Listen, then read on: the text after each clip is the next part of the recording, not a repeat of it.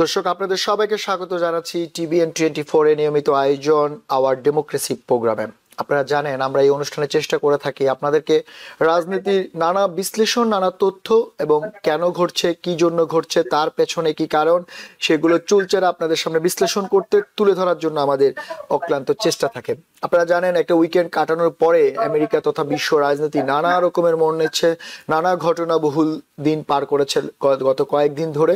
সেই ঘটনাগুলো কেন ঘটছে সেগুলোর আমরা চেষ্টা করব বিশ্লেষণ করার জন্য। তার মধ্যে শুরুতেই যেমনটা রয়েছে, আপনারা জানেন যে গাজাতে যেই শান্তি চুক্তির পরেও এত কিছু, এত আয়োজন, এত বড় 28টা দেশের রাষ্ট্রপ্রধান, সরকার প্রধানকে নিয়ে প্রেসিডেন্ট ট্রাম্পের যে মিশরে, ইজিপ্টে যে পিস সভাটা করলো, কিন্তু শেষ পর্যন্ত কি আদৌ সেই শান্তি বা যে প্রমিস বা যে কমিটমেন্ট করেছিল দুই পক্ষ, ইসরায়েল এবং হামাস, তারা কি সেটা রক্ষা করতে পেরেছে? আমরা দেখলাম যে এখনো গণমাধ্যমে নিউজ এসেছে যে এখনো গাজাতে হামলা হচ্ছে, প্রায় 90 জনের উপরে মৃত্যুর খবর নিশ্চিত করেছে বিভিন্ন গণমাধ্যম।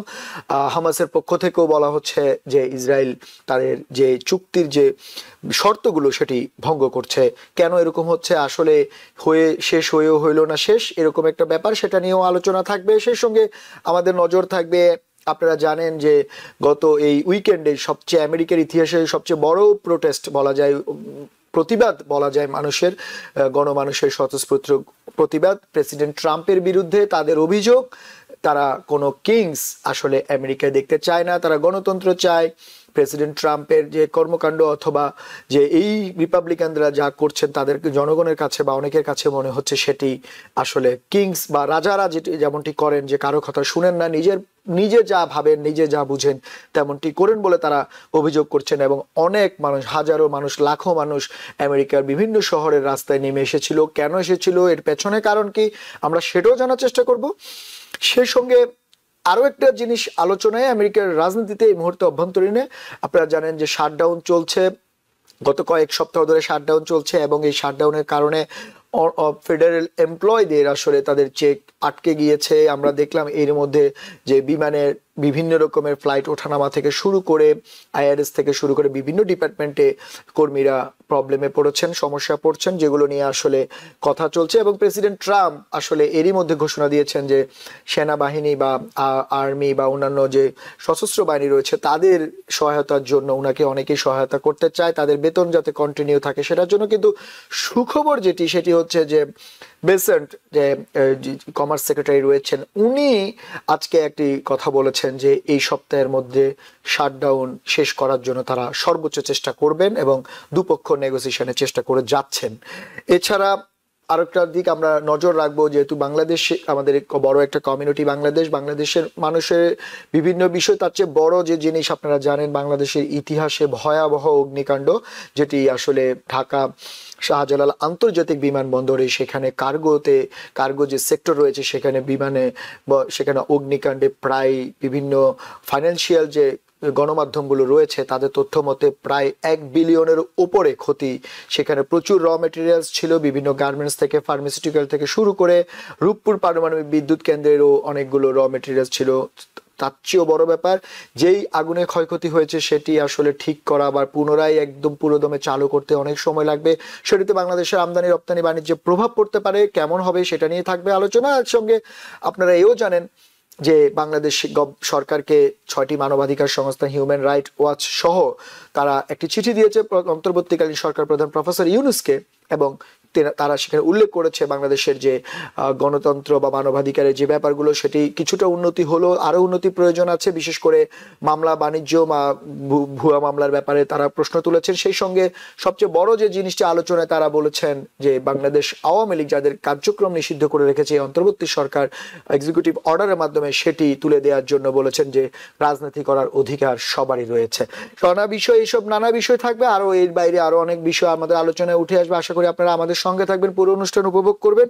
আমাদের সঙ্গে এই অনুষ্ঠানে আলোচনা করার জন্য, এইসব ঘটনা, এইসব জিনিস বিশ্লেষণ করার জন্য অনলাইনে যুক্ত হচ্ছেন আমাদের সব সময়কার প্রিয় আলোচক প্রফেসর ডক্টর মেহনাজ মোমেন, উনি A&M ইন্টারন্যাশনাল ইউনিভার্সিটি টেক্সাস।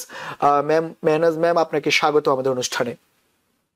ধন্যবাদ। সেই সঙ্গে আমাদের আরো একজন আলোচক আপনাদের প্রিয়, উনি অনেক ভালো বিশ্লেষণ করেন, গভীরের আলোচনা আমাদের সামনে তুলে নিয়ে আসেন, আমাদের সবার প্রিয় সিনিয়র সাংবাদিক সৈয়দ মোহাম্মদুল্লাহ। মোহাম্মদুল্লাহ ভাই, আপনাকেও স্বাগত আমাদের অনুষ্ঠানে। ধন্যবাদ। মোহাম্মদুল্লাহ ভাই, শুরুতে আপনাকে দিয়ে শুরু করতে চাই। আসলে আপনি যেহেতু সাংবাদিকতার সঙ্গে আছেন, আপনি আরো ডিটেলস ভালো বলতে পারবেন, এই জিনিসগুলো আপনি আরো ভালো অবজারভেশন করেন। শুরুতে একটু আমি গাজা নিয়ে বলি, কারণ আপনি একমাত্র মানুষ, আপনি গাজা নিয়ে দীর্ঘদিন আলোচনা করছেন, অনেক লেখালেখি করেন, অনেক আপনার লেখা বা আপনার যেহেতু উঠে আসে ব্যাপারটা। এই যে এত আয়োজন করে 28 দেশের রাষ্ট্রপ্রধান, সরকার প্রধান, ইজিপ্টে যে সম্মেলন হলো, পিস সম্মেলন বলছেন, সবকিছু শেষ, হামাস সিজফায়ার করলো, ওরা করলো, কিন্তু এখনো শোনা যাচ্ছে বা গণমাধ্যম উঠে আসছে ইসরায়েলের বাহিনী এখনো আক্রমণ করছে। যেভাবে স্বাধীনতার দরকার ছিল, যেই শর্তগুলো দিয়ে এই শান্তির কথাটা বলা হচ্ছিল, আপনার কি মনে হয় যে আজকে প্রায় এক সপ্তাহ পরে এসে যে আসলেই সেই পথে গাজা হাঁটছে, নাকি সেই পুরনো জিনিস ঘুরে ফিরে আবার একই রকম ভাবে চলছে? আপনার আসলে কি মনে হয়? এটা অত্যন্ত দুঃখজনক। সেখানে এখনো পর্যন্ত পুরো জিনিসটা এখন অনিশ্চয়তার মুখে নিক্ষিপ্ত হয়েছে। ইসরায়েল অবশ্য বলা হচ্ছিল যে প্রেসিডেন্ট ট্রাম্পের চাপের মুখে ইসরায়েল সে রাজি হয়েছে। চাপ অভ্যন্তরীণ ছিল, আন্তর্জাতিক ছিল। পশ্চিমা অনেকগুলো দেশ, যেগুলো ইসরায়েলের প্রায় মিত্রের মতো, তারা ইসরায়েলের প্রতি সমর্থন হ্রাস করছিল, ইসরায়েলের সমালোচনা করছিল, কূটনৈতিক ক্ষেত্রে চাপ প্রয়োগ করছিল। এই সমস্ত কারণে তারা অনেকটা একঘরে হয়ে যাচ্ছে। এবং যুক্তরাষ্ট্র, যেখানে যুক্তরাষ্ট্রের সমর্থন জনগণের এবং রাষ্ট্রের সমর্থন সবসময় ইসরায়েলের পক্ষে সবচেয়ে শক্তিশালী ভূমিকা প্লে করেছে, সেখানে যুক্তরাষ্ট্রের জনমতের মধ্যে বিরূপতা বাড়ছিল। ফলে এটা ইসরায়েলের জন্য একটা সংকট তৈরি করছিল। এই সমস্ত কারণে প্রেসিডেন্ট ট্রাম্প হয়তো ভেবেছেন ওদের উপর চাপ তৈরি করে ওখানে একটা মানে যুদ্ধবিরতির চেষ্টা করা উচিত, করা হয়েছে। কিন্তু এ নিয়ে সবসময় একটা প্রশ্ন থেকে, একটা সন্দেহ থেকেছে। ইসরায়েল বা নেতানিয়াহুর মতো অত্যন্ত উনি কঠোর হক বলা হয় তাকে, তার অপিনিয়ন, তার অবস্থা, ফলে তিনি সেটা কতটা করতে রাজি হবেন। তিনি হামাসকে ধ্বংস করা, একদম সমূলে উৎপাটন করার চেষ্টা তার লক্ষ্য ঘোষণা করেছিলেন। তো এখন এই যুদ্ধবিরতি, যেটা এখন মনে হচ্ছে সময়, যুদ্ধবিরতি হওয়ার সাথে সাথে হামাস মানে তাদের অস্ত্রশস্ত্র নিয়ে, মারণাস্ত্র না বলা হোক, কিন্তু অস্ত্রশস্ত্র নিয়ে একবার রাস্তায় নেমে এসছে, গুলি গুলা ছুঁড়েছে।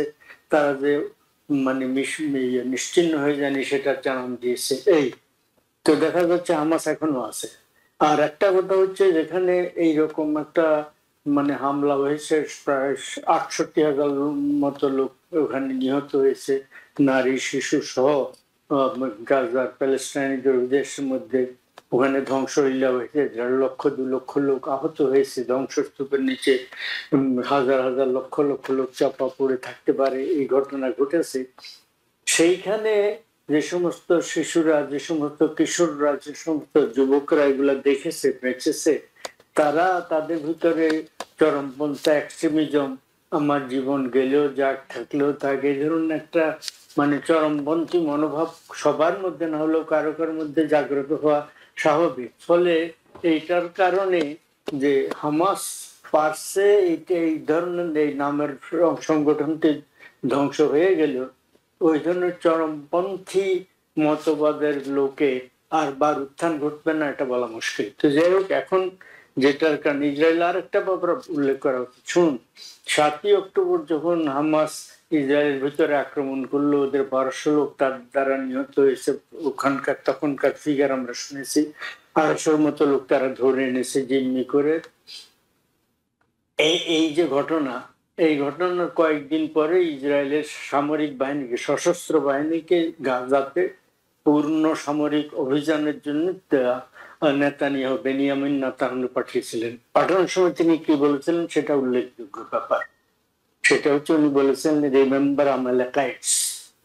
ওকে জুইশ যে তোরা বুক আছে, সেখানে একটা জিনিস আছে, আমালেকাইট হচ্ছে মুসা নবী যখন ইজিপ্ট থেকে সেই এলাকায় ঢুকলেন তার সঙ্গী সাথীদেরকে, তারা সম্ভবত, এটা ধোঁয়াশে রয়েছে, পরিষ্কার না, এই এলাকায় বসস্থাপন করার চেষ্টা করছিলেন। স্থানীয় অধিবাসী তাদেরকে প্রতিরোধ করেছে। তখন তোরাতে গড বলছেন, ঈশ্বর একবার ডাইরেক্টলি বলছেন ওদেরকে ধ্বংস করে দাও। ওদের যে যদি কোনো নারী তার স্তন্যদান করে তার সন্তানকে, সন্তান সহ নারীকে শেষ করে দাও, সমস্ত লোকদেরকে শেষ করে দাও, তাদের পশু পাখি শেষ করে দাও, তাদের শস্য দানা পুড়িয়ে দাও। এটা স্বয়ং ঈশ্বর বলছেন বললে তোরার ওই ভার্সানে আছে, এবং সেটা যে কোনো লোক সার্চ করতে আমালেকাইট বলতে কি বোঝা দেখবে। তিনি সৈন্যদেরকে বলছেন রিমেম্বার আমালেকাইটস। তার মানে হচ্ছে এই এলাকার লোকরাকে উনি ওই তোরা সেই বক্তব্যকে নিজেরা এই অবস্থায় টেনে এনে বলছেন তাহলে এরা আমালেকাইটস, মানে এই প্যালেস্টাইনরা, গাজার অধিবাসীরা এরা আমালেকাইটস। তার মানে গড বল দিচ্ছেন এদেরকে ধ্বংস করে দাও। এবং কিভাবে সেটা গড একেবারে স্পেসিফাই করে বিস্তারিত বিবরণ দিয়ে রীতিমতো, মানে সেনাপতি যেভাবে তার সৈন্যবাহিনীকে পাঠানোর সময় নির্দেশ দেন সে ধরনের। যাই হোক, ফলে তার মনোবৃত্তি, এই জিনিসটা উল্লেখ করার বারবার আমাদেরকে এটা জানতে হবে, মনোবৃত্তি একটা। ফলে এদেরকে ধ্বংস করা তার আসল ভেতরে তার উদ্দেশ্য এক। 2 নম্বর আরেকটা হচ্ছে তিনি বারবার বলেছেন যে এইটাকে একদম এইটাকে এখান থেকে লোক সরিয়ে দেওয়ার কথা তিনি বলেছেন, সেটাও বলেছেন। আর পুরো প্যালেস্টাইন, ওই পশ্চিম তীর দখল করা, প্যালেস্টাইনদেরকে কোনো রাষ্ট্র নেওয়া, এগুলো আগে থেকে তার লক্ষ্য। ফলে এই যুদ্ধবিরতি একটা সাময়িক তাকে মানে থামিয়ে দিয়েছে, সেটা যে কোনো অজুহাতে ভঙ্গ করার কথা হচ্ছিল যে যুদ্ধবিরতির সীমা রেখা, সেখানে কোনো বেড়া নেই, সেখানে এমনকি হলুদ চিহ্ন পর্যন্ত আগে ছিল না, এখন তারা হলুদ চিহ্ন লাগাচ্ছে বলে সর্বশেষ আজকে তথ্য দেখলাম হলুদ চিহ্ন, সেখানে তারা ইয়েলো লাইন পুট করেছে, যে ইয়েলো লাইনের বাইরে এগুলা আগে ছিল না। ফলে ওইখানে কাছাকাছি যাওয়ার পরে সেখানে ওদের উপরে মানে পাবলিকের উপরে গুলি করে, জনগণের উপরে। তো এইটা একটা অজুহাত সৃষ্টি করে তারা প্রথমে এদের উপরে আক্রমণ করছে। তাদের পক্ষ থেকে তারা নিশ্চয়ই বলছে, জাস্টিফাই করছে যে এরা ওই আমাদের কাছাকাছি এসে গেছে, সেই জন্য। এর পরবর্তীতে এই আক্রমণ আরো বহত রয়েছে, পাল্টা হামাস কিছু সম্ভবত তাদেরকে আবার পেরেছে, এই একটা। দ্বিতীয় আরেকটা হচ্ছে এই কয়েকদিন আগে আপনার এর আগের আলোচনা আমি উল্লেখ করেছি, গাজাতে আরো কতগুলো বাহিনী আছে যারা হামাস নয়, তারাও মানে স্বাধীনতাকামী হতে পারে একটা, আর কতগুলা গোত্র ভিত্তিক, ক্ল্যান ভিত্তিক আছে। এগুলা সম্পর্কে বলা হচ্ছিল সেই ওয়েস্টার্ন রিপোর্টে, আমি তো আর ইস্টার্ন কোন রিপোর্ট পাই না, এই মানে পাশ্চাত্যের শত্রুকার রিপোর্ট পাই না, ওয়েস্টার্ন মিডিয়া থেকে যে তথ্য সেখানে বলা হয়েছিল, এই আমি নিজে পড়েছি, পড়ে আপনার শোতে বলেছিলাম যে এই ক্ল্যান গুলোর কেউ কেউ, এই অন্য যে বাহিনীগুলো কেউ কেউ ইসরায়েল এদেরকে তৈরি রেখেছে এদের এইখানে গাজাতে দীর্ঘদিন থেকে নিজেদের মধ্যে ক্লাশ করার জন্য, ইসরায়েলের পক্ষে কাজ করার জন্য। তার মানে আপনি বলতে চাচ্ছেন যে এখানে ভেতরে আমরা মানে গণমাধ্যমে আপনি যেটা বারবারই বলছেন, ওয়েস্টার্ন গণমাধ্যম বা সত্যিকারের গণমাধ্যমের রিপোর্ট আসলে খুব কঠিন হচ্ছে, কারণ আমরা দেখলাম অনেক গণমাধ্যম কর্মী ওখানে নিহত হয়েছে। যে রিপোর্টটা আসছে তার ভেতরে আরো অনেকগুলো গেম ওখানে চলছে। আমরা শুধু হামাস, ফলে যেটা আমি বলতে চাইছি, ফলে এমনও তো হতে পারে যদি ছোটখাটো ঘটনা ঘটিয়েও থাকে, এরা যদি ঘটিয়ে থাকে অন্য বাহিনীগুলো, সেটার জন্য হামাসকে তো দায়ী করবে না, হামাসের কন্ট্রোল তো সব নেই। ফলে ওভারঅল যে ঘটনাটা ঘটলো, আরো এতগুলো লোক মারলো, নির্বিচারে মারা, এদেরকে মানুষ গণনা করা, প্রাণী গণনা করা, পশু পাখির মতো গণনা করা, এদের জীবনের কোনো মূল্য নাই এই ধরনের। ফলে এই ঘটনা সন্দেহ জাগ্রত করে যে এটা কতটা দীর্ঘস্থায়ী হবে, টেকসই হবে কিনা। সেটা আপনি ঠিকই বলছেন। আমরা মাঝে মাঝে হামলা চালাবে তারা, আবার কয়েকদিন বন্ধ রাখবে, কয়েকদিন একটু, সেটা আমরা দেখতেই পাচ্ছি। মোহাম্মদুল ভাই আপনি ঠিকই বলেছেন যে আসলে এই থেমে থেমে থেমে থেমে এগুলো চলছে। কিন্তু আমার প্রশ্ন হচ্ছে যে এত কিছুর পরেও যে কোথাও আমরা যেমন আগে বলছিলাম যে শান্তির সুবাতাস, আমরা দেখলাম যে গাজাতে কিছু ত্রাণবাহী লরি পৌঁছেছে, গাজার মানুষজন আমরা দেখলাম একটু হলেও বাইরে আসতে পারছে তারা। আমরা এরকমও নিউজ দেখলাম যে 25 বছর পর, 15 বছর পরে তার হাজব্যান্ডের সঙ্গে ফ্যামিলির বা পরিবারের মিলন হচ্ছে, এইসব ঘটনাও আমরা দেখতে পাচ্ছি যে আসলে অনেকেই বলে না যে কিছু না পাওয়ার থেকে কিছু পাওয়াটাও কিছুটা হলেও স্বস্তি। কিন্তু আমি প্রফেসর মেহনাজ আপনার কাছে জানতে চাই, যেটা হচ্ছে যে মোহাম্মদুল্লাহ ভাই যেখান থেকে বললো যে ছোট ছোট ভিতরে অনেকগুলো গেম হচ্ছে, যে অনেক লোক রয়েছে, অনেক সংগঠন রয়েছে যারা এদের পক্ষ নিয়ে কাজ করছে, ইসরায়েলের পক্ষ নিয়ে কাজ করছে। তারা হয়তো কোনো কিছু ইনসিডেন্ট ঘটিয়ে এই যে শান্তি চুক্তির যে ব্যত্যয় সেটি ঘটানোর চেষ্টা করে থাকবেন, এরকম শঙ্কার কথা উনি বলছেন। কিন্তু প্রশ্নটা হচ্ছে যে এইভাবে কি চলতে থাকবে? তাহলে এই গাজার আসলে স্থায়ী সমাধান কি? যেমনটা প্রেসিডেন্ট ট্রাম্প বলেছেন, গাজার স্থায়ী সমাধানের মানে উনি বলছেন ওইখানে উনি মেগা সিটি করে দিবেন, সবাইকে বের হইতে বললো এবং উনি সেখানে নতুন শহর করবে উনার ভাষায়। কিন্তু আপনারা তো বিশ্লেষক, আপনারা অনেকদিন এগুলো নিয়ে কাজ করছেন। এখন তো মোটামুটি 80% বা 70% আমরা বলতে পারি গ্রিন সিগন্যালের মধ্যে গিয়েছে।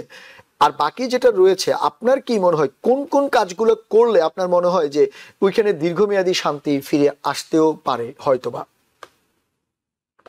মানে আপনার পুরা যে আপনার ইসরায়েল এবং গাজা বা ইসরায়েল প্যালেস্টাইনের সংঘাতটাকে এটাকে দেখতে হবে, এটার যে প্যাটার্ন 78 বছর ধরে যে প্যাটার্ন, এই প্যাটার্নটার একটাই মূল জিনিস যে ইসরায়েল এখানে যতখানি সম্ভব আপনার ভূমি দখল করতে চায়।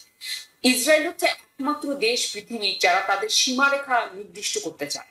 কারণ তাদের যে আপনার স্বপ্ন আছে একটা গ্রেটার ইসরায়েল, সেটা কিন্তু শুধু প্যালেস্টাইন না, সেটা কিন্তু জর্ডান, লেবানন, আরো অনেক পরিমাণের ভূমি নিয়ে, এবং সেটার স্বপ্ন তারা এখনো দেখে। এবং যখন এই পিস চুক্তি নিয়ে কথা হচ্ছে তখনও কিন্তু আপনার ইসরায়েল থেকে খুবই আপনার মানে উঁচু পর্যায়ের মন্ত্রীরা তারা ঘোষণা দিচ্ছে যে গাজা আমরা দখল করব এবং এইখানে আমরা আরো সেটেলমেন্ট বানাবো। অলরেডি তারা ওয়েস্ট ব্যাংকে তারা এই সমস্ত সেটেলমেন্ট প্রসারিত করেছে। কাজে আমরা যদি আমরা এই ধরনের আপনার স্ট্র্যাটেজি গুলো দেখি শান্তি চুক্তি, কিন্তু আমরা তার পাশাপাশি যে বড় যে কাহিনীটা রয়ে গেছে মেটা কাহিনী, ওইটা না দেখি তাহলে এটা কিন্তু অর্থপূর্ণ হবে না। এবং আমিও খুব দুঃখের সাথে বলছি কোনোভাবেই শান্তি আসবে না যদি না ইসরায়েল তাদের এই ভূমি দখলের এই যে তাদের পরিকল্পনা, এটা থেকে একটুও তো যে তারা ছাড় না দেয়, তাহলে এটা সম্ভব না। আপনি যে ছোট ছোট দলের কথা বলছিলেন, আপনাকে দেখতে হবে হামাসের জন্ম কেমন ভাবে হয়েছে। হামাসের জন্ম কিন্তু ইসরায়েলি দিয়েছে, তারা তখন প্যালেস্টাইনের অথরিটির সাথে তারা নেগোশিয়েট করতে চায়নি, তারা আরেকটি দল চেয়েছে। তারপর হামাস যখন আপনার নির্বাচনে তারা নির্বাচিত হয়ে তারা সরকার হলো এবং তারা অন্য ধরনের একটা তাদেরও পলিটিক্যাল অ্যাম্বিশন প্যালেস্টাইনকে স্বাধীন করা, তখন ইসরায়েলের সাথে তাদের মানে ইসরায়েল তাদেরকে যে সমর্থন দিচ্ছিল টাকা পয়সা অনেক কিছু দিয়ে, সেটা থেকে সরে গেছে। কিন্তু আরো অনেক ছোট ছোট দল আছে যেখানে ইসরায়েল কিন্তু সমর্থন করেই যাচ্ছে, কারণ তারা যেটা চায় যে সব সময় একটা ইনস্টেবিলিটি থাকুক প্যালেস্টাইনে। তাদের মূল কথা হচ্ছে যে আমরা শান্তি করতে চাই কিন্তু আমাদের পিস পার্টনার নাই, যেটা একেবারেই মিথ্যে কথা। কারণ যখনই প্যালেস্টাইন থেকে কখনো নেতা যেমন মারওয়ান বারগুতি এরকম কোন নেতা বের হয়, যে নেতা আপনার সবাই প্যালেস্টাইনের যার কথা শুনবে, তাকে সাথে সাথে ইসরায়েল হয় মেরে ফেলে, না হলে যেমন মারওয়ান বারগুতিকে কতদিন 30 বছর উপর হয়েছে তাকে জেলে রেখে দিয়েছে। এবং এইবারও আপনার হামাস চাচ্ছিল যে তারা যে সমস্ত প্রিজনার মুক্তি চাচ্ছে তার মধ্যে মারওয়ান বারগুতির নাম ছিল, ইসরায়েল সমর্থন করেনি। আপনি একটু আগে যেটা বলছিলেন যে 15 বছর পর মানুষের মিলন হয়েছে, হ্যাঁ 2000 মানুষকে ছাড়া হয়েছে, এদেরকে প্রিজনার বলা হয়েছে, কিন্তু হামাস যাদেরকে ধরেছে তাদেরকে আমরা বলি যে তারা কিডন্যাপ, তাই না, তারা হোস্টেজ। কিন্তু এই যে ইসরায়েলের জেলে এখনো আরো 9000 প্যালেস্টিনিয়ান মানুষ আছে, এর মধ্যে শিশু আছে এবং অনেক মানুষ আছে, তাদের কিন্তু কোনো বিচার হয়নি। ধরেন 15 বছর ধরে তারা জেলে বসে আছে, তাদের কেস নাই, এরাও কিন্তু হোস্টেজ, এরা কিন্তু ঠিক প্রিজনার না। 2000 মানুষ ফিরে এসছে, খুবই ভালো কথা, কিন্তু আরো 9000 মানুষ কিন্তু রয়ে গেছে। কাজে আপনি যদি বলেন যে আরেকটা জিনিস, আপনি যদি প্যাটার্ন দেখেন, যখনই কোনো না কোনো ভাবে শান্তি চুক্তি হয় ইসরায়েল সেটাকে ভঙ্গ করে। বেশি দূরে তাকাতে হবে না, এই যে লেবাননের সাথে এই কয়েকদিন আগে আমাদের চোখের সামনে ইসরায়েল প্রতিদিন ভঙ্গ করছে। তো ইসরায়েল এটা ভঙ্গ করবে। ইসরায়েল যেটা মোহাম্মদুল্লাহ ভাই বলছিলেন যে বিশ্বের চাপের মধ্যে ইসরায়েল একঘর হয়ে যাচ্ছিল, তখন ওই মুহূর্তের জন্য তারা একটা শান্তি চুক্তি করেছে, কিন্তু এটা just a matter of days. এটা জাস্ট বলা হচ্ছে যে ড্যামেজ কন্ট্রোলের মতো একটা ঘটনা, জাস্ট কন্ট্রোল করলো, তারপরে তারা এই যে আপনি কিন্তু আজকে প্রফেসর মেহনাজ আপনি একটা সুন্দর কথা বলেছেন, আপনি যে এই কথাটা সুন্দর একটা কথা বলেছেন যে শব্দের মারপ্যাচ, যে যখন এদের হচ্ছে তখন তারা বন্দী হচ্ছে, আবার যখন ওদের হচ্ছে সেটা কিডন্যাপ হচ্ছে। এই যে শব্দর ব্যবহারের মানে গণমাধ্যমে যে শব্দ প্রয়োগ, সেখানেও কিন্তু অনেক ব্যাপার আছে। আমরা সেটা দেখতে পেলাম যে এই যে শব্দের মারপ্যাচে প্রেসিডেন্ট হয়ে যাচ্ছেন রাজা। আমরা দেখলাম যে এই উইকেন্ডে সবচেয়ে বড় আমেরিকার ইতিহাসে বলা হচ্ছে যে অনেক বড় একটা প্রতিবাদ আমরা দেখলাম বিভিন্ন শহরে, যে নো কিংস ডে। এটার সঙ্গে আরেকটা জিনিস যুক্ত করছে গণমাধ্যম বা রিপাবলিকানদের পক্ষ থেকে, যেটা অভিযোগ করা হচ্ছে যে এখানে যে কিংস ডেতে যত মানুষ উপস্থিত হয়েছিলেন তাদের আবার অনেকে শাটডাউনের এফেক্টেড, বিকজ আপনারা জানেন যে 11তম বারের মতো আজকে কিছুক্ষণ আগেও আবার এই ফেল হয়েছে 50 আপনার 43 ভোটে। তার মানে হচ্ছে এটা কোনোভাবে ম্যানেজিং হচ্ছে না। তো অনেক বড় আনএমপ্লয়েড আছে, তাদের টাকার সমস্যা, তারাও নাকি এটাতে যোগ দিয়েছেন। কিন্তু আমি আপনার কাছে যেটা জানতে চাইবো যে কিংস ডে এই যে প্রতিবাদ, এই ধরনের প্রতিবাদ করে কি যারা রাজা হতে চায় বা যারা নিজেকে রাজা ভাবা শুরু করেছে তাদেরকে, আপনি একটু আগে বলেন জনগণের চাপ, কিছুটা চাপ প্রয়োগ কি করা যায়, নাকি আসলে তারা আগের মতোই থাকে? আমরা দেখলাম প্রেসিডেন্ট ট্রাম্প টুইট করেছেন একটি এক্স হ্যান্ডেলে, যে দেখা গেল যে উনি যারা প্রতিবাদ করছেন তাদের উপরে বিমান থেকে অনেক কিছু ফেলছেন। যদিও এটা ফানি ছিল, মেম ছিল, কিন্তু আপনার কি মনে হয় যে প্রতিবাদী কি আসলে এই ধরনের রাজারা নমনীয় হয়? আচ্ছা, এখানে আপনার আমেরিকার যে স্ট্রাকচারটা দেখতে হবে। আমেরিকার স্ট্রাকচারে একমাত্র চেঞ্জ আসে পলিটিক্যাল আপনার ইলেকশনের মাধ্যমে।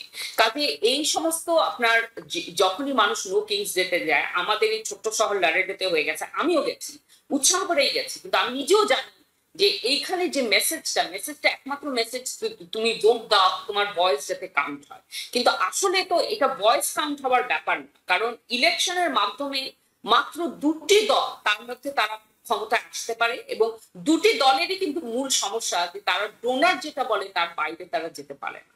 এটাই হচ্ছে সমস্যা। তো এখানে আপনার মানুষ যতই ভোট দিক না কেন, মানে এটা কিন্তু বড়, মানে এটার আর কি ওরকম কি বলবো, মানে লং টার্ম কোন সমাধান নেই। লং টার্ম সমাধান হচ্ছে আপনার স্ট্রাকচার চেঞ্জ করা, ক্যাম্পেইন প্রসেসটা চেঞ্জ করা, কিন্তু সেটা অনেক বড় ব্যাপার।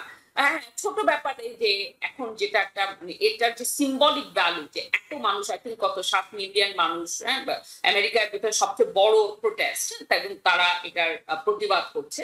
হয়তো মিড টার্মে আমরা এটার কোনো প্রতিফলন দেখবো, আমি আশা করি দেখবো, কিন্তু তারপরও যত প্রতিফলন যাই দেখি না কেন, তারপরও আমরা কিন্তু দেখবো পলিসির ক্ষেত্রে যে চেঞ্জ গুলো হবে সেগুলো কিন্তু খুবই সামান্য, কারণ দুটি দলই মানুষের তাদের ভোটাররা কি বলে তার থেকে বেশি ডোনারদের কথা তারা শোনে। কারণ এভাবেই স্ট্রাকচারটা, এই স্ট্রাকচারের মূলে যদি আঘাত না করা যায় তাহলে কিন্তু কোনো কিছুই আপনার বদলাবে না।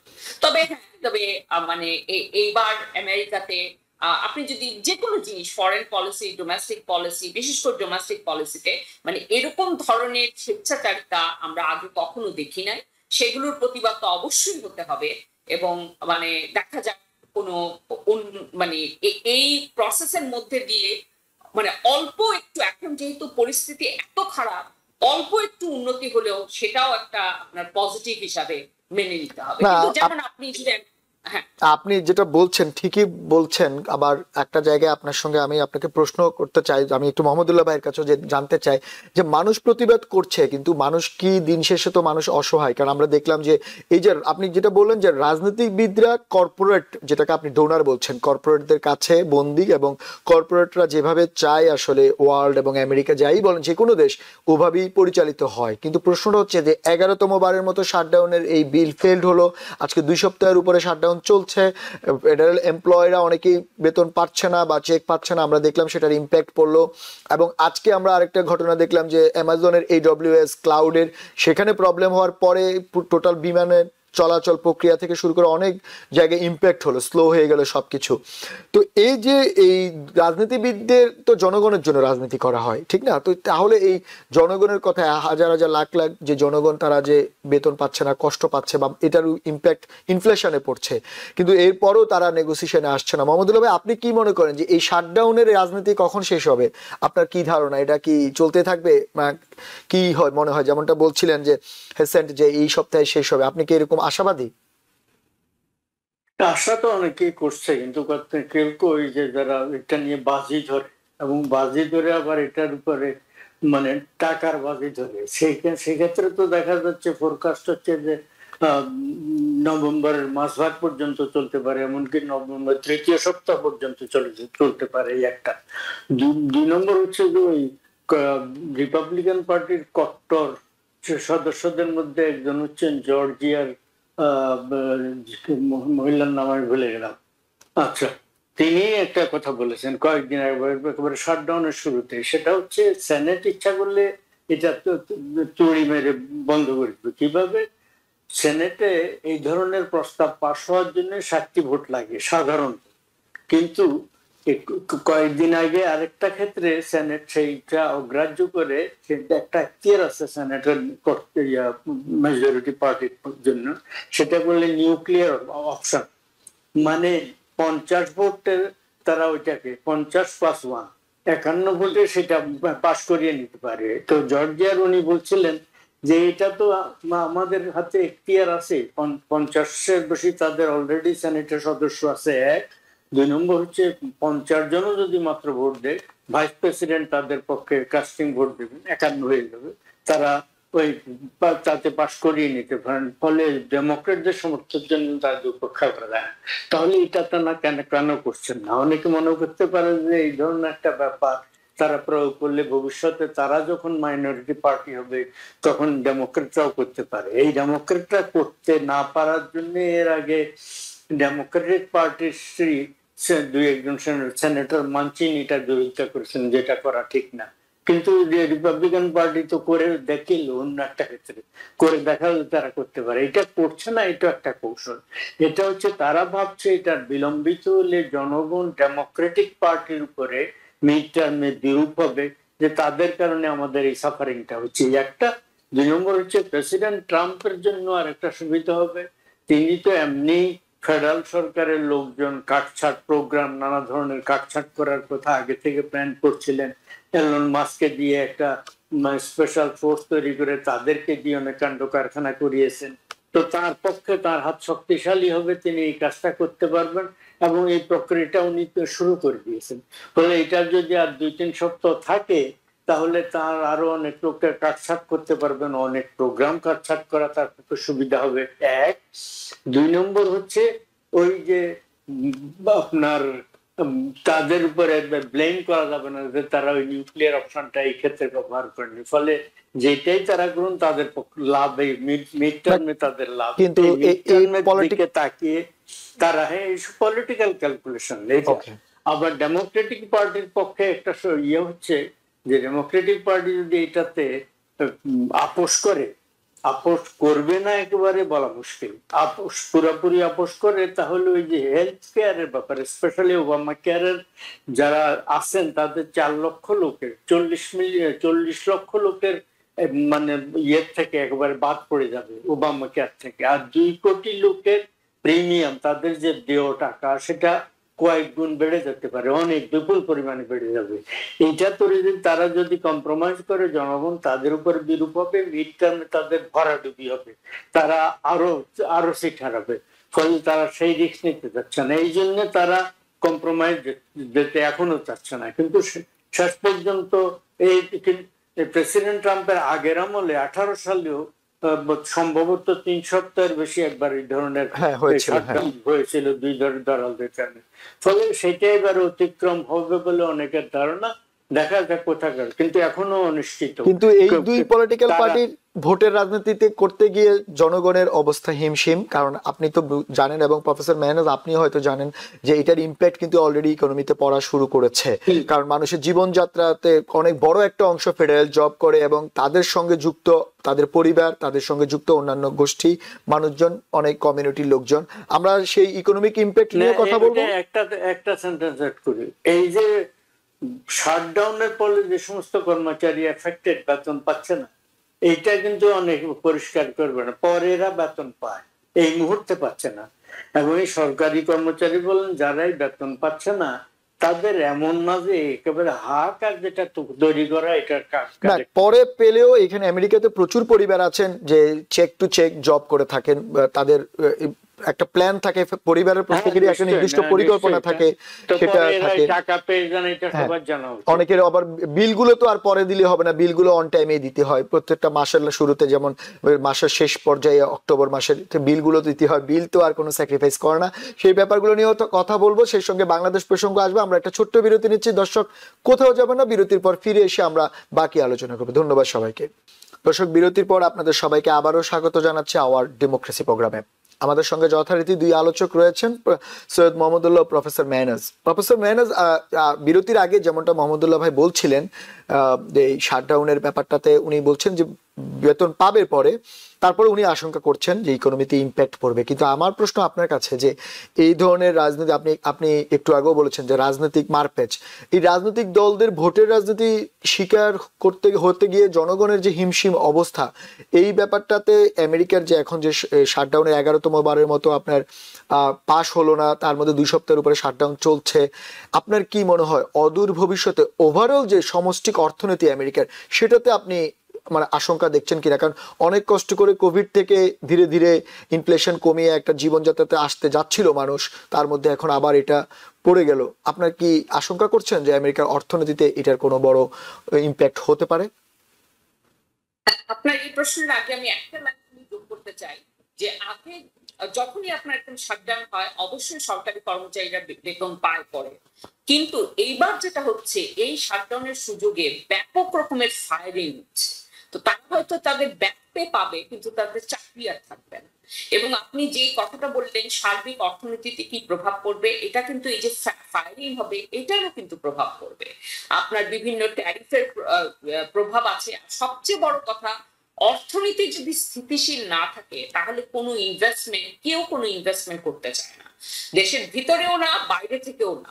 তো এটা একটা আমার কাছে মনে হয় যে অলরেডি আমরা ওইদিকে যাচ্ছি, এবং আমরা মানে অল্প কিছুদিনের মধ্যেই আরো অনেক নেগেটিভ প্রভাব দেখবো আমরা ইকোনমির উপর।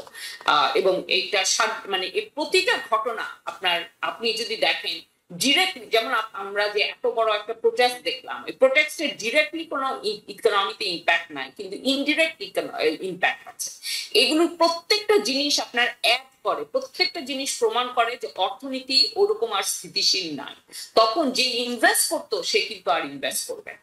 তো এখন এগুলোর তো অনেক ইম্প্যাক্ট আছে। আমেরিকা এখনো সবচেয়ে বড় ইকোনমি, কিন্তু আমেরিকার জন্য এটা অনেক মানে অনেক কম্পিটিটর আছে, চায়না আছে, প্লাস এখন কিন্তু গ্লোবাল সাউথও তাদের এই ট্যারিফ ঘটিত এসবের কারণে তারাও নিজেদের কি বলবো মানে নিজেদের অর্থনীতি তারা আমেরিকা নির্ভর কেউ থাকতে চায়।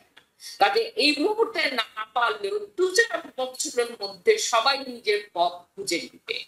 তো আপনার আমেরিকার জন্য এর একটি জিনিসও আমেরিকার ইকোনমির জন্য খবর। সবচেয়ে বড় যে সাফার করবে সেটি হচ্ছে মধ্যবিত্ত পরিবারগুলো। মধ্যবিত্ত পরিবারে এমনিতেই জিনিসপত্রের দাম অনেক বেশি, এবং তার সঙ্গে প্রেসিডেন্ট ট্রাম্পের ট্যারিফ, আমরা দেখলাম চায়নার সঙ্গে নতুন করে উনি নভেম্বর 1 থেকে 100% ট্যারিফ যুক্ত করতে যাচ্ছেন। রেয়ার আর্থ নিয়ে একটা প্রবলেম তৈরি হচ্ছে, যদিও বা আজকে রেয়ার আর্থ নিয়ে প্রেসিডেন্ট ট্রাম্পের সঙ্গে অস্ট্রেলিয়ার প্রাইম মিনিস্টারের একটি চুক্তি হয়েছে প্রায় $8.5 বিলিয়ন, সেটি একটি সুখবর। কিন্তু এর মধ্যে আবার স্টক মার্কেটের অবস্থাও দেখছি অনেক ভলাটাইল। সবকিছু মিলিয়ে মধ্যবিত্তের আসলে কি করবে, কোথায় সঞ্চয় করবে, সঞ্চয়টা নিরাপদ থাকবে কিনা বা খরচের ইম্প্যাক্ট পড়বে কিনা, সেটা আমরা দেখবো কয়েকদিনের মধ্যে, হয়তো সেটি আরো পরিষ্কার হয়ে যাবে। আমরা একটু বাংলাদেশ প্রসঙ্গে আসতে চাই। বাংলাদেশের অনেকগুলো ঘটনা ঘটছে, আপনারা দুজনই হয়তো দেখছেন, আমরাও দেখেছি, এবং খুবই দুঃখজনক ঘটনা যে বাংলাদেশে একের পর এক আগুন লাগছে বিভিন্ন জায়গায়। আগুনের সূত্রপাত কেন হচ্ছে, আগুন নিভাতে দমকল বাহিনী ঠিকমতো কাজ করছে কি বা তাদের সামর্থ্যের অভাব আছে কিনা, সেটি নিয়ে প্রশ্ন উঠেছে। সরকারের আন্তরিকতা নিয়ে প্রশ্ন উঠেছে, কারণ একের পর এক আগুন লাগছে, কিন্তু সরকারের উপদেষ্টা পরিষদে যেই পরিমাণ অ্যাক্টিভিটি প্রয়োজন ছিল সেরকম অ্যাক্টিভিটি আসলে মানুষ দেখেনি। কারণ আমরা দেখলাম চট্টগ্রামে প্যাসিফিক জিন্স কারখানায় 3 দিন ধরে আগুন জ্বলেছে, কোনো উপদেষ্টা সেখানে যায়নি। আবার আমরা দেখলাম এয়ারপোর্টে আগুন লেগেছে, সেখানেও তেমন তাদের কোনো ইম্প্যাক্ট আমরা দেখিনি। কিন্তু আমি প্রফেসর মোহাম্মদুল্লাহ আপনার কাছে জানতে চাই যে বাংলাদেশের অন্তর্বর্তীকালীন সরকার একটা নির্বাচনের একটা রোড ম্যাপ ঘোষণা করেছেন, ফেব্রুয়ারিতে নির্বাচন, আর মাত্র 4 মাসের মতো সময় আছে। তার আগে এই যে বাংলাদেশের বড় বড় যেই সেক্টরগুলো, যেটাকে আমরা বাংলাদেশের বলা হয় যে গভর্নমেন্টের যে সিকিউরিটি জোনের মধ্যে থাকার কথা, বিশেষ এয়ারপোর্টের মতো খুবই স্পর্শকাতর জায়গা, এসব জায়গায় আগুন লাগছে, আগুন ছড়িয়ে পড়ছে, ক্ষতিগ্রস্ত হচ্ছে। এইগুলাতে কি আপনার কি মনে হয় যে পরবর্তী যে ইলেকশন হতে যাচ্ছে সেখানে ইম্প্যাক্ট পড়বে, বা সেখানে আসলে সরকারের খুব হিমশিম খেতে হবে সেই জিনিসগুলো ইকোনমিক সঙ্গে আপনার আইন শৃঙ্খলা দুটোর ব্যালেন্স করতে গিয়ে? এটা শুনুন, আমি প্রফেসর মেহনাজ মোমেন, উনি বিশিষ্ট আলোচক, ওনার সাথে যে আমি সুযোগ পাচ্ছি কথা বলার জন্য আমি নিজেকে ধন্য মনে করছি। যাই হোক, আপনার এটা নানা ধরনের একটা দিক আছে। এটাকে নিয়ে অনেকে ভাবছেন যে কোনো সাবোটাজ হচ্ছে কিনা, এইটা মনে হয় না। শেখ হাসিনার আমলে 15 বছরে কয়েকশো অগ্নিকাণ্ডের ঘটনা ঘটেছে, বড় বড় অগ্নিকাণ্ডের ঘটনা ঘটেছে। এর আগের সরকারগুলো আমল হচ্ছেটাকে দেশ বড় হচ্ছে, মানে এবং জন আরবান এলাকা ঘুরছে। সারা দেশে তো জনসংখ্যা 47 সালে ছিল 4 কোটির মতো, এখন প্রায় 18 কোটি। ফলে জনসংখ্যা বাড়ছে, শহরে ঢাকা শহরে এখন 1 কোটির বেশি লোক থাকে, খুব ঘনবসতিপূর্ণ হচ্ছে, মানে বিভিন্ন জায়গায় কেমিক্যালের ফ্যাক্টরি, এটা সেটা, রাস্তাঘাটে যানবাহন বাড়ছে ইত্যাদি কারণে অগ্নিকাণ্ড বাড়ছে। এটা একটা দিক। অন্যটা হচ্ছে যে সেন্সিটিভ এরিয়া গুলোতে হচ্ছে, সেখানে যথেষ্ট অগ্নি নির্বাপক ব্যবস্থা আছে কিনা, এটি একটি দিক আছে। আরেকটা কথা হচ্ছে এয়ারপোর্টে যাওয়ার সুযোগ ছিল চট্টগ্রামে যেখানে সেখানে, কিন্তু বাংলাদেশে অত্যন্ত বিপজ্জনক একটা কথা আপনাদের এই ধরনের আলোচনায় উঠে আসা উচিত। সেটা হচ্ছে যে অনেক জায়গায় আগুন লাগলে ফায়ার ব্রিগেডের লোক, অগ্নি নির্বাপক যন্ত্র সেখানে সেসব রাস্তায় ঢুকতে পারবে না, এরকম ন্যারো, অত্যন্ত সংকীর্ণ ওই সমস্ত রাস্তা। ফলে এইটা একটা অত্যন্ত ভয়ঙ্কর দিক। ঢাকা এয়ারপোর্টে যেটা হয়েছে, এটা বেশ কিছু ক্ষতি হয়েছে, এবং সেটা আমাদের দেশের অর্থনীতি মোটামুটি যেটা আছে সেটা সামলে নিতে পারবে। এটার দ্বারা একেবারে ভয়ঙ্কর বিপজ্জনক পরিস্থিতি পড়ে যাব, বাংলাদেশ পিছিয়ে যাবে, এটা না হতে পারে। একটা 2 নম্বর হচ্ছে যেটা বললে যে এক্সপোর্ট প্রসেসিং জোন বা একটা, মানে ওই ধরনের ভিলেজ নাম দিয়েছে এয়ারপোর্টের ভিতরে, ওখানে অনেকগুলো মানে রাখার জন্য গোডাউনের মতো ব্যবস্থা ছিল, এই স্টোরেজের ব্যবস্থা ছিল। সেটাতে আগুন লেগেছে, কিছু সেখানকার জিনিসপত্র পড়ে গেছে, এটা ঠিক। আপনার নিউক্লিয়ার যে রূপপুর, ওটার খুব সেন্সিটিভ জিনিস ওখানে ছিল না, ফলে সেটা ক্ষতিগ্রস্ত হবে না।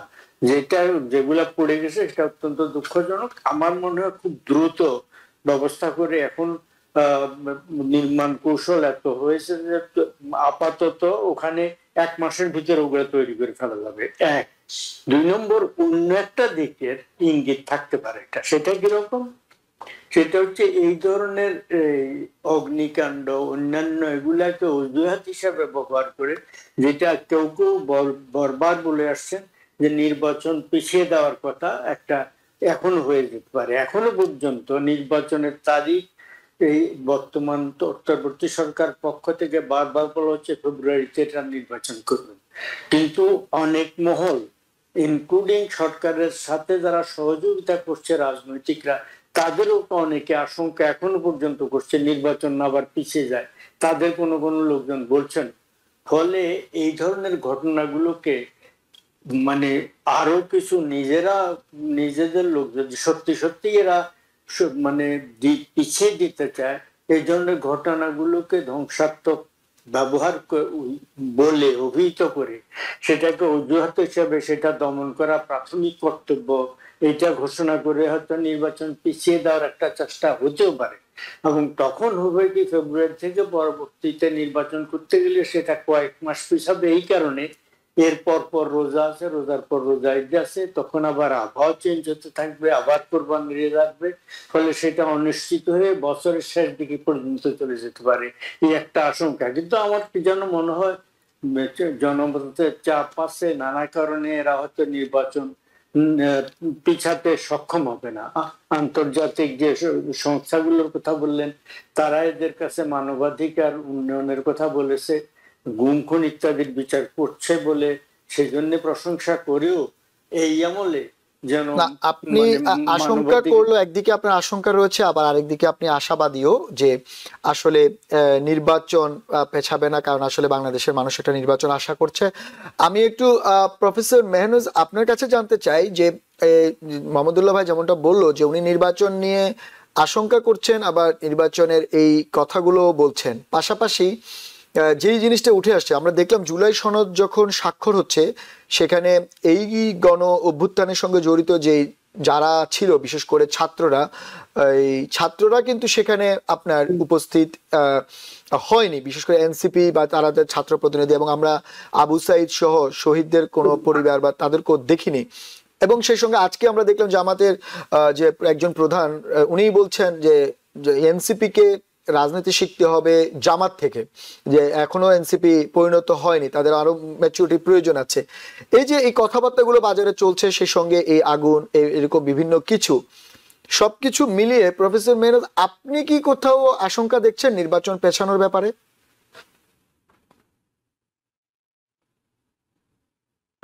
এগুলো আপনার অনেক মানে এক্স্যাক্টলি তো জানি না কে করেছে কিভাবে করেছে, কিন্তু এগুলোর সাথে যোগ থাকতে পারে। কারণ মানে নিশ্চয়ই বাংলাদেশে এরকম অনেক দল আছে যে যারা চায় না নির্বাচনটা সুষ্ঠুভাবে হোক। হ্যাঁ, আবার এখন নির্বাচনটা এখন হলে কারা জিতবে বা কারা বেশি ভোট পাবে, নির্বাচনটা পরে হলে কাদের জন্য সুবিধাজনক, এগুলো দেখতে হবে। প্লাস সবচেয়ে বড় কথা, যে দলের আপনার পতন হয়েছে আওয়ামী লীগ, তারা আপনার এই সরকারকে বিভিন্নভাবে ডিলেজিটিমাইজ করতে চায়। কাজে এই সমস্ত ঘটনার সামনে রেখে, প্লাস আপনি যেগুলো বললেন যে একটা ঐক্যের অভাব আছে, জুলাই আন্দোলনের সময় আমরা বিভিন্ন দলমতের যে ঐক্য দেখেছিলাম, সেই ঐক্য এখন কিন্তু নাই। কারণ এখন তো অবশ্যই আপনার নির্বাচন সামনে রেখে স্বার্থের সংঘাত শুরু হয়েছে। এবং জুলাই এর সনদে যে এনসিপি অথবা আপনার যারা মাঠ কর্মী, যারা আপনার রাস্তায় ছিল, তারা যে যে জিনিস আশা করেছিল জুলাই সনদে, সেগুলো আপনার অন্তর্ভুক্ত ছিল না। তো সেই ক্ষেত্রেও তারা প্রতিবাদ স্বরূপ ওখানে অংশগ্রহণ করেনি। এই সমস্ত জিনিসগুলো আপনার একটা অনেক বড় একটা অনৈক্য, এগুলোর আপনার মানে এগুলোই প্রমাণ করে। কিন্তু তারপরেও আমার কাছে মনে হয় যে এই নির্বাচন করার জন্য আপনার ইউনূস সরকার, তাদের উপর আপনার অনেক আন্তর্জাতিক চাপ আছে, এবং তারা নিজেরাও চায় যে এই নির্বাচনটা করে তাদের যে আপনার রেসপন্সিবিলিটি, তাদের যে দায়িত্ব, সেই দায়িত্ব থেকে অব্যাহতি পেতে। কাজে আমার কাছে মনে হয় যে নির্বাচনটা হয়তো হবে, কিন্তু ধরেন যেরকম আশা করেছিলাম, মানে আমি জীবনে প্রথম ভোট দিয়েছিলাম 90-এর গণ অভ্যুত্থানের পরে, এবং আমার খুব ভালো করে সেই ভোটের কথা মনে আছে। সবাই বলছিল যে এই প্রথম মানে একটা মানে আমার ভোট, এটা মানে আমি যে একটা নাগরিক, সেই জিনিসটা আমরা ফিল করলাম। তো খুব আশা করেছিলাম যে এইবারের ইলেকশনে ওরকম একটা সুষ্ঠু নির্বাচন হবে। অতটা হয়তো হবে না, কিন্তু আমার মনে হয় যে নির্বাচনটা মানে আমি বলবো যে স্টেট বেশি, যারা নির্বাচন চায় তাদের শক্তি এবং তাদের আপনার সাংগঠনিক শক্তি বেশি, এবং যারা নির্বাচন চায় না তাদের থেকে। হ্যাঁ, না, মানে আপনি সবসময় যে এটি আমাদের জয় হয়। সময় আসলে প্রফেসর মেহনাজ খুবই কম। আপনি সুন্দর কথা বলেছেন যে আপনিও আশা করেছিলেন, কিন্তু আপনি আরেকটা কথা বলেছেন যে আপনি সুষ্ঠু নির্বাচন হবে, কিন্তু সুষ্ঠু নির্বাচন হবার পথে যেই জিনিসটা বাধা, আমরা দেখলাম যে বাংলাদেশের অন্যতম বড় রাজনৈতিক দল বাংলাদেশ আওয়ামী লীগের কার্যক্রম নিষিদ্ধ করা হচ্ছে, যাদের বলা হচ্ছে 2008 সালের ভোটের হিসাব করলে প্রায় 40% উপরে তাদের ভোট রয়েছে। তো আওয়ামী লীগকে ছাড়া নির্বাচন করলে আপনি কিভাবে বলতে পারেন যে নির্বাচন সুষ্ঠু হবে বা অংশগ্রহণমূলক হবে? তার প্রমাণ আমি একটু প্রফেসর আমি একটু সাংবাদিক মোহাম্মদুল্লাহ ভাই আপনার কাছে জানতে চাইবো যে আমরা দেখলাম যে রিসেন্টলি 6টি মানবাধিকার সংস্থা ইনক্লুডিং আপনার হিউম্যান রাইটস ওয়াচ, তারা সুপারিশ করেছেন প্রফেসর ইউনূসের কাছে যে বাংলাদেশ আওয়ামী লীগের কার্যক্রমকে চালু করার জন্য, তাদেরকে স্বাভাবিক রাজনীতি করার সুযোগ দেওয়ার জন্য তারা অনুরোধ করেছেন। কারণ তারা বলছেন যে অংশগ্রহণমূলক নির্বাচন বা অংশগ্রহণমূলক রাজনীতি করতে গেলে সকল দল মত নির্বিশেষে সবার মতামতের অধিকার রয়েছে। আপনার কি মনে হয় যে এই যে আন্তর্জাতিক একটা চাপ, এই যে আমরা দেখতে পাচ্ছি নির্বাচনের আগে আগে, এটাতে করে মানে আওয়ামী লীগের রাজনীতিতে ফিরে আসার কি আরেকটা সুযোগ তৈরি হয়েছে, বা অন্য কোনো ভাবে কি আসলে আওয়ামী লীগ ভোটে অংশ নিতে পারবে কি পারবে না, আপনার কি মনে হয়? এটা যদি চাপটা তারা অব্যাহত রাখে, তাহলে সম্ভবত আওয়ামী লীগের কার্যক্রমে যে নিষেধাজ্ঞা, সেটা প্রত্যাহার করে, দল নিষেধাজ্ঞা কিন্তু করেনি, সেদিকে তারা অগ্রসর হচ্ছিল সরকার।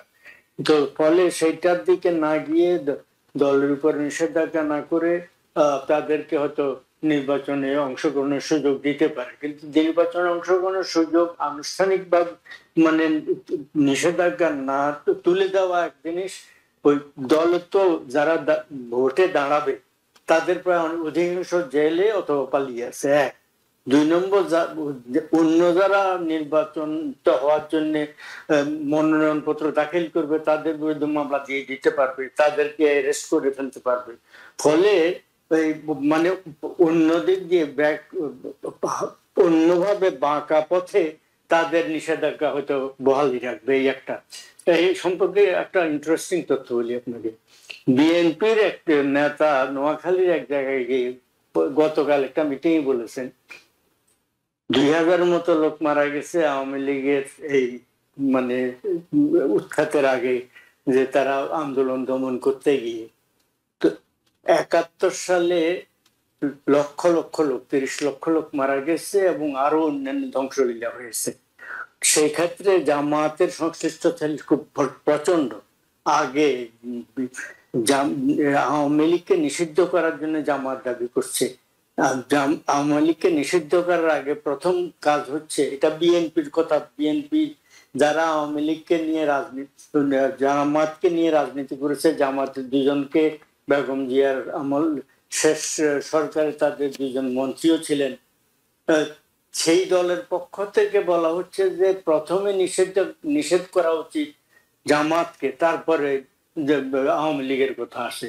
ফলে এই ধরনের কথা বিএনপি নেতারা বিভিন্নভাবে বলছেন। বিএনপি এখন শঙ্কিত যে জামাত যেভাবে সারা দেশের সমস্ত ক্ষেত্রে, সিকিউরিটি সার্ভিস থেকে, প্রশাসন থেকে, মিডিয়া থেকে, একাডেমিয়া থেকে, আপনার সর্বত্র বসে গেছে। তো ফলে বিএনপি যদি এবার ইলেকশনে কিছুটা মেজরিটি নিয়ে ক্ষমতায় যেতেও পারে, তারা জামাত নির্ভর হয়ে থাকবে, জামাত কলকাঠি নাড়বে, তাদেরকে নিয়ন্ত্রণ করবে। ফলে বিএনপি খুব শঙ্কিত আছে এইসব কারণে। এবং জামাত আবার একদিকে অন্য একটা আন্দোলন করছে, সেটা সংখ্যানুপাতিক, সেটা হচ্ছে নিচু তলায় এই নিম্ন পরিষদ, ভারতে যেটা লোকসভা বলে যুক্তরাষ্ট্রে হাউস অফ রিপ্রেজেন্টেটিভ, এইটাতে জনপ্রতিনিধি আপাতত এটা মেনে নিয়েছে, মানে যে দল যত ভোট পাবে সেই হিসাবে তারা আসন, যে দল আসনে জিতবে পাবে। কিন্তু এই নিম্ন পরিষদের নির্বাচনে কোন দল কত ভোট পেল তার ভিত্তিতে আপার হাউস একটা করবে তারা। না, আমরা এগুলো দেখতে পাচ্ছি, আমরা এগুলো তখন সেই প্রতিনিধিত্বের জন্য জামাত আন্দোলন করছে এবং এনসিপি সেটাকে কন্ডেম। মোহাম্মদুল্লাহ ভাই, আসলে আমাদের সময় খুবই কম, আমরা হয়তো অন্য আরেকদিন এই ব্যাপারগুলো নিয়ে আলোচনা করব। এবং প্রফেসর মেহনাজ, আপনাকেও ধন্যবাদ, মাহমুদুল্লাহ ভাই আপনাকেও ধন্যবাদ আমাদের অনুষ্ঠানে যোগ দেওয়ার জন্য। দুঃখিত সময় কম, হয়তো আমরা অন্যদিন এই বিষয়গুলো নিয়ে আরো বিশদ আলোচনা করব। আমাদের সঙ্গে যোগ দেওয়ার জন্য আবারও আপনাদের বিশেষ ধন্যবাদ। দর্শক, আপনাদেরও ধন্যবাদ। যেমনটা শুনলেন আপনারা, আমাদের আলোচকবৃন্দ যেমনটা বলছেন যে শাটডাউনের ব্যাপারটি আমেরিকার ইকোনমিতে ইম্প্যাক্ট পড়তে পারে, তারপরেও সবাই আশাবাদী সেটি দ্রুত শেষ হবে। এবং সেই সঙ্গে বাংলাদেশের নির্বাচন নিয়ে যেমনটা আন্তর্জাতিক সম্প্রদায় প্রফেসর ইউনূসকে চাপ দিচ্ছেন যে গণতান্ত্রিক দেশে গণতান্ত্রিক মত প্রকাশ এবং রাজনীতি করার অধিকার সবারই রয়েছে, কাউকেই নিষিদ্ধ করার পক্ষে তারা নয়।